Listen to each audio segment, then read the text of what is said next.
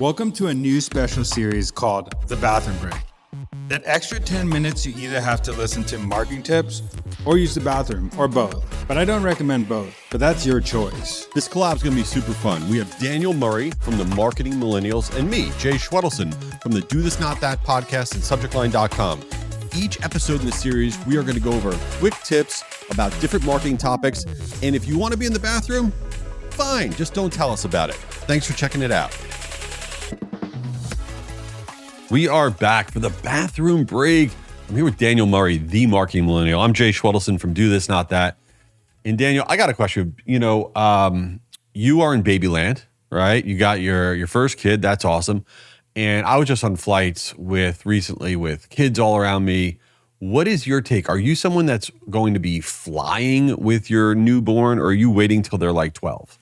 I am going to go on my first flight this month. And I'm extremely nervous for it because baby, you have to pack 10 eggs to go out the house for a baby, not 10 more eggs to go on a flight. But I saw a parent do this thing where they make little goodie bags for the people around them and say, "Sorry, this is my kid's first flight." So I'm going to do that. I'm going to do that with earplugs. So I'm gonna give it to everybody around me with little goodie bags with little chocolates and stuff. So I'm gonna make 10 goodie bags. Are you? Yeah.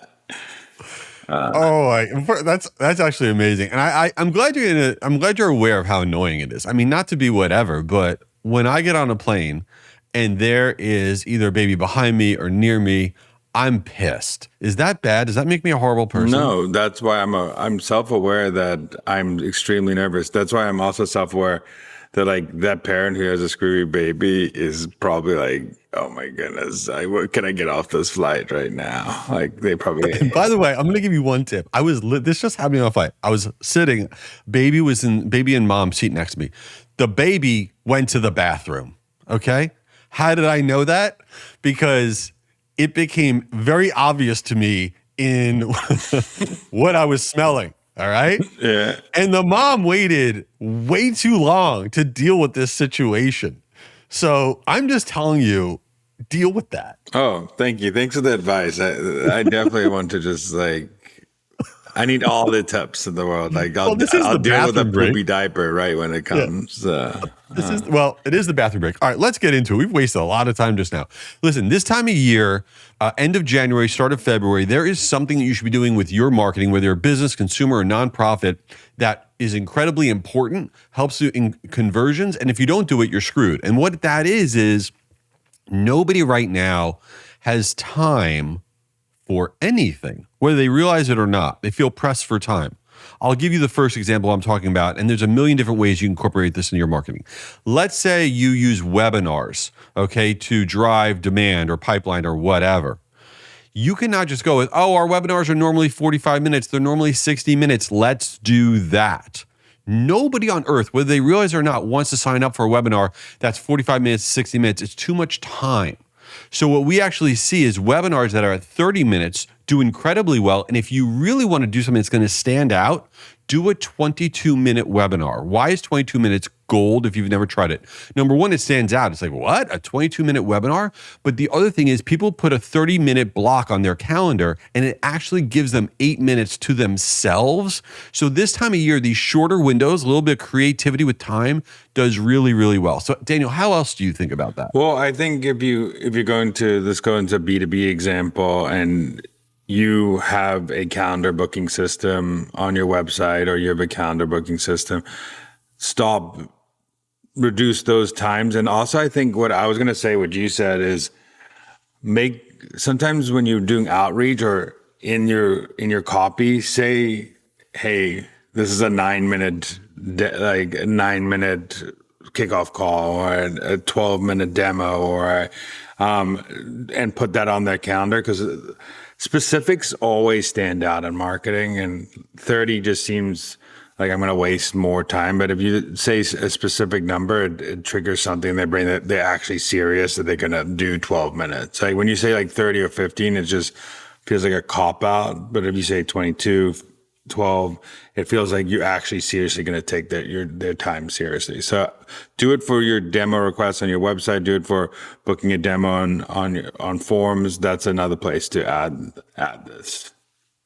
Yeah. And, on the consumer side as well, it's the same thing. Again, nobody's walking around saying, I don't want to commit to this much time, but it's how they feel inside. That's how I feel. I feel overwhelmed because I was lazy over the holidays. So with your consumer marketing, if you do things like, promote things as the 60-second morning reset, the 1-minute skin routine, right? The 90-second desk reset, where it's like, okay, I can invest 90 seconds into this thing. And then in your overall copy, whatever you're marketing, B2B, B2C, whatever, believe it or not, as cheesy as it sounds, this period of time, this end of January, beginning of February, TLDR, those letters, and I think most of us know what they mean. Too long, didn't read, right? A lot of us now know that when we see that TLDR, after that, we're going to get the instant, what is this about?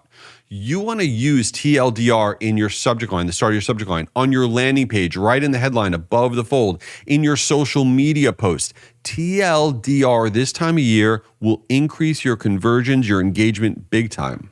There's another thing that I would do too, and this is like not something you put on your website and stuff, but we've talked about it in the past, but I'm going to bring it up especially because it's great for this time, is adding read time to your pre-headers or your subject lines when you're sending emails. So say 3-minute read time, 12-minute read time, or if you have that functionality on your website where you can put on any of your pieces of content, this is only a 2-minute read, this is a 3-minute read, or when you're pitching a piece of content to someone, say like in your email, you say, oh, this is a download, it's only a 2-minute read. Make sure you optimize for those things during this time because those are important. Just even saying that, I've tested a lot, increases your open rates. It makes people who feel that this is going to be a long email know how much time they're going to invest in this email, because they can even save it for later because they know how much time they're going to invest in that piece of content. Yeah, that's a trick I learned from you and Ari, and it works so well. Everybody out there, if you haven't tested adding that 2-minute read to stuff, I am telling you, that is the most useful thing that we said, and I didn't say it, of course. All right, before we wrap up here, Daniel, I want to know something with your baby and all. Your baby starts crying a lot. All right. Are you like really good at getting your baby to calm down? Or are you like, you hand off the baby to Ari, be like, okay, this ain't my jam. I stink at this. Like, how good are you at like when you're on that plane, are you going to be able to calm the situation down? It's the opposite. Ari hands him off to me. Wow.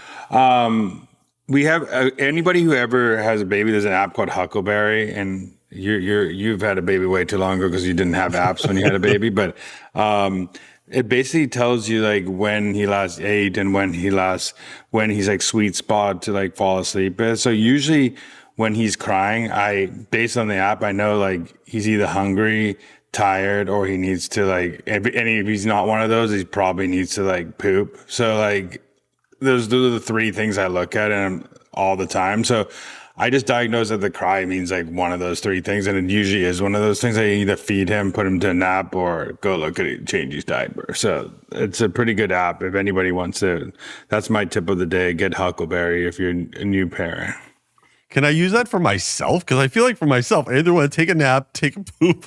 I know. I wish I had sweet spots for us. I need sweet spots. But yeah, it's a great app. Look at that. We're not sponsored by them.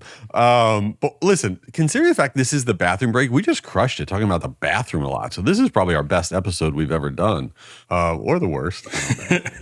That's it. All right. We'll see you at the next one. Go follow Daniel later. Daniel, come on, man. I got to get back to work. Get out of there. All right. While he's still in there, this is Jay.